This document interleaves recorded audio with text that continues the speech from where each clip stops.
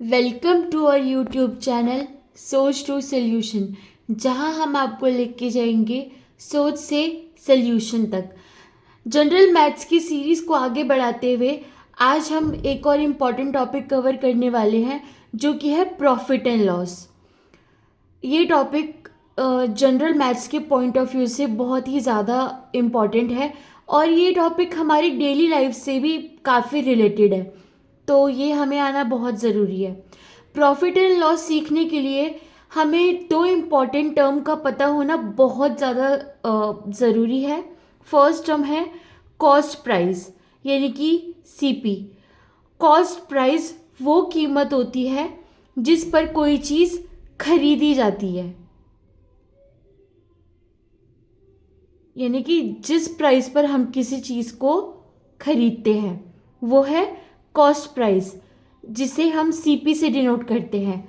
Second thing है selling price, जिसे SP से डिनोट करते हैं। सेलिंग प्राइस वो प्राइस होता है जिस प्राइस पर हम किसी चीज़ को बेच देते हैं। आई होप ये दोनों चीज़ें आप सबको क्लियर हो गई होंगी। अब हम आगे बढ़ते हैं प्रॉफिट एंड लॉस की तरफ। आप सबको मैं एक और बात बताना चाहती हूँ। प्रॉफिट एंड लॉस के क्वेश्चन करते समय हमें इन क्वेश्चन को शॉपकीपर के पर्सपेक्टिव से सॉल्व करना होता है। तो अगर हमारा एसपी बड़ा होता है सीपी से, यानी कि हमारा सेलिंग प्राइस ग्रेटर है हमारे कॉस्ट प्राइस से, तो हमें प्रॉफिट होता है। और जब हम सेलिंग प्राइस में से कॉस्ट प्राइस को माइनस कर देंगे तो हमें प्रॉफिट की वैल्यू मिल जाती है। इसे हम एक एग्जाम्पल की मदद से सीखते हैं। एक आर्टिकल है जिसकी कीमत है 500 रुपीज़, जिसकी सीपी है 500 रुपीज़। इसे 500 रुपीज़ में ख़रीदा जाता है। इसकी एसपी है 600 रुपीज़ और इसे 600 रुपये में बेच दिया जाता है। तो इस क्वेश्चन में तो हम अपना कॉमन सेंस भी यूज़ कर सकते हैं कि कोई चीज़ अगर हम 500 में ख़रीद रहे हैं और 600 में बेच रहे हैं, यानी कि हमारा सेलिंग प्राइस बड़ा है हमारे कॉस्ट प्राइस से, तो ऑब्वियसली हमें प्रॉफिट हुआ होगा। और हमें प्रॉफिट कितने का हुआ होगा? Profit is equals to S P minus C P, यानी कि 600 माइनस 500 इज इक्वल्स टू 100, यानी कि हमें 100 रुपीज़ का प्रॉफिट हुआ है। वही हमारा दूसरा केस है लॉस का। यहाँ पर हमारी सीपी बड़ी होती है एसपी से।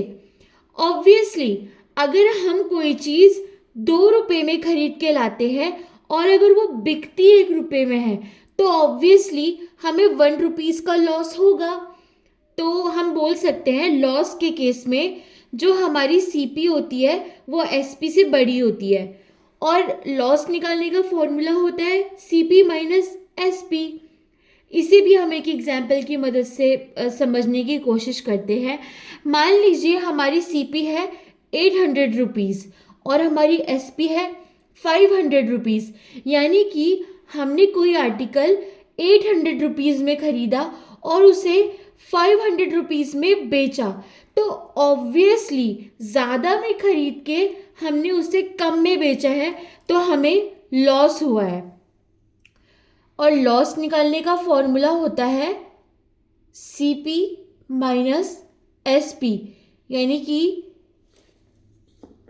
800 माइनस 500 इज इक्वल्स टू 300, यानी कि हमें 300 रुपीज़ का लॉस हुआ है।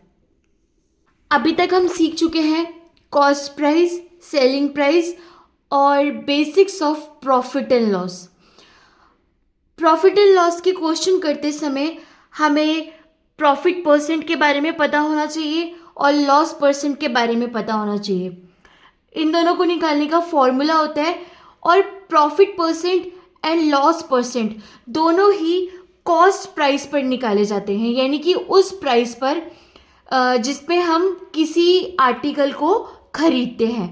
एसपी से प्रॉफिट परसेंट और लॉस परसेंट का कोई फ़ायदा नहीं है, क्योंकि अगर आप कोई चीज़ 2 रुपये में खरीद रहे हो और उसे 4 रुपये में बेच रहे हो, तो आप सीपी को देखकर ही बता पाओगे कि आपको प्रॉफिट हुआ है या लॉस हुआ है। तो इसी वजह से प्रॉफिट परसेंट और लॉस परसेंट निकालते समय हम सीपी को ध्यान में रखते हैं।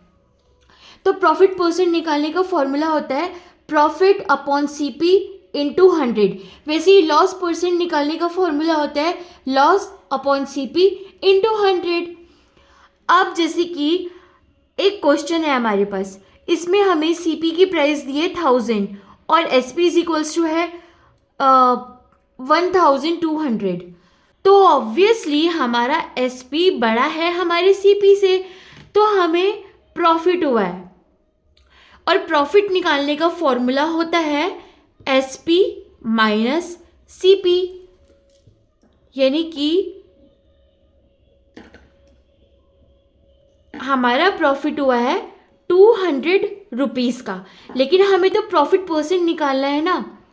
तो प्रॉफिट परसेंट का फॉर्मूला होता है प्रॉफिट अपॉन सीपी इंटू 100। 20 से 20 कट, 10 से 10 कट, यानी कि हमारा जो प्रॉफिट परसेंट है वो आया है 20%। ऐसे ही हमारा नेक्स्ट क्वेश्चन है, इसमें हमें सीपी दी हुई है 500 रुपीज़ और एसपी है हमारे पास 400 रुपीज़। तो हमारा सीपी बड़ा है एसपी से, तो हमें लॉस हुआ है। लॉस निकालने का फॉर्मूला होता है सीपी माइनस एसपी, यानी कि 500 माइनस 400, यानी कि 100 रुपीज़ का हमें लॉस हुआ है। लेकिन हमें लॉस परसेंट निकालना है। लॉस परसेंट का फॉर्मूला होता है लॉस अपॉन सीपी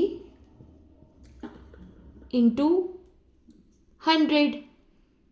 20 से 20 cut, loss percent is equals to 20%। Profit और लॉस की सीरीज को आगे बढ़ाते हुए इसमें हमारे पास एक छोटा सा पर एक बहुत इम्पॉर्टेंट कंसेप्ट आता है डिस्काउंट का। जब भी हम मार्केट जाते हैं और बोर्ड पर लिखा होता है 50% ऑफ, तो हम तुरंत खुश हो जाते हैं। पर क्या डिस्काउंट का मतलब हमेशा लॉस होता है? और क्या डिस्काउंट का मतलब हमेशा सस्ता होता है? आज इस वीडियो में हम डिस्काउंट को प्रॉपरली समझेंगे, एग्ज़ाम और रियल लाइफ दोनों के लिए। सबसे पहले मैं आपको कुछ बेसिक टर्म्स याद दिला देती हूँ। सीपी मतलब होता है कॉस्ट प्राइस, एसपी मतलब होता है सेलिंग प्राइस, सीपी यानी कि जिस कीमत पर कोई चीज़ खरीदी जाती है, और एसपी जिस कीमत पर कोई चीज़ बेची जाती है। सो डिस्काउंट को समझने के लिए हमें एमपी के बारे में समझना होगा। एमपी यानी कि मार्क्ड प्राइस। जो प्राइस टैग पर लिखी होती है वो मार्क्ड प्राइस होती है।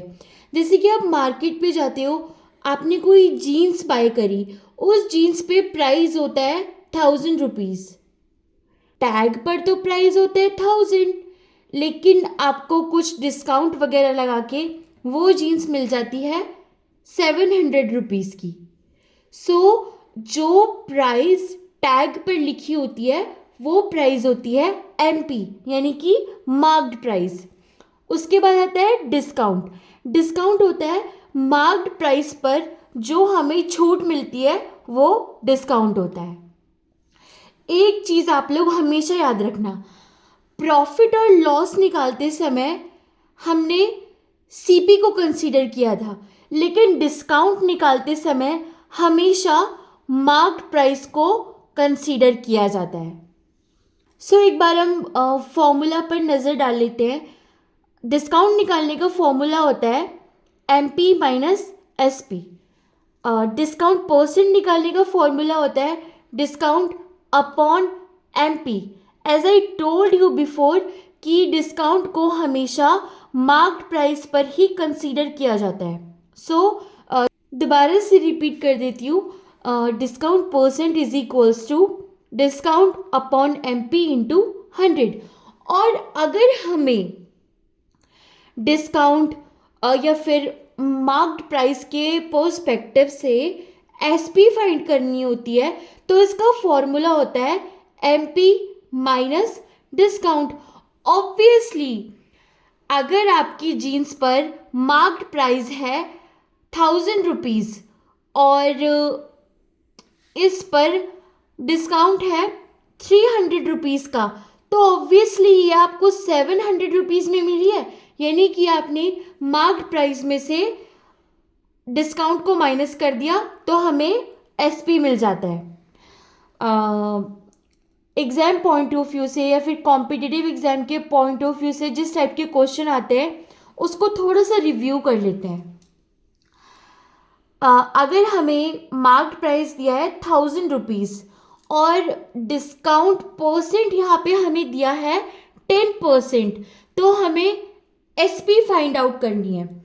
तो जैसे कि हमने देखा SP का फॉर्मूला होता है MP माइनस डिस्काउंट। MP तो हमारे पास है पर डिस्काउंट वैल्यू में हमारे पास नहीं है, परसेंट में हमारे पास है।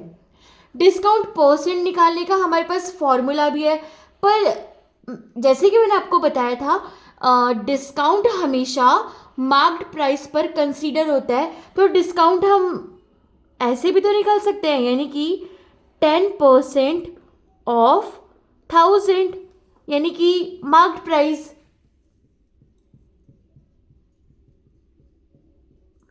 20 से 20 कट, यानी कि जो डिस्काउंट है वो है 100 रुपीज़, तो SP हो जाएगा MP यानी कि 1000 माइनस डिस्काउंट यानी कि 900 रुपीज़।